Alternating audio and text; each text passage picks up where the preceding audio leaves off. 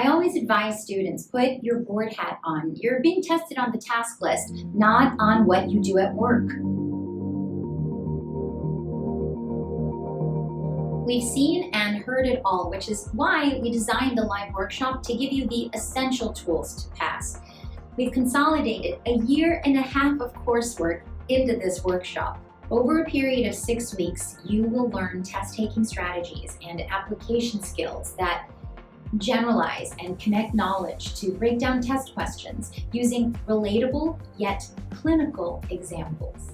The transitive MO, it's the need for the transitional thing. It's the deprivation of this chord, without which I can't have the thing I really want. We'll teach you to manage your test-taking and study behavior.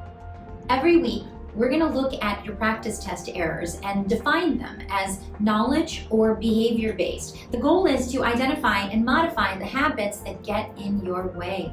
We'll share tried and true test tips and tricks, like looking for negations. First of all, we need to know what a parametric study is. And then we have to be very careful not to miss our little annoying negation and mnemonic devices. CRC, repeat after me, or CRC, repeatability. I just wrote that, so. Not just original songs, folks, but also extensive and curated multimodal study tools. Resources that support all types of learners. Structured homework, accountability, access to me, and a supportive community who knows what you're going through. Okay, my friends, let's check in. How are you feeling this week? Ooh, any words for those of us that don't read emoji? Upside down. That one I know. Exhausted, sure. Are you surprised to see that other people feel similarly to you?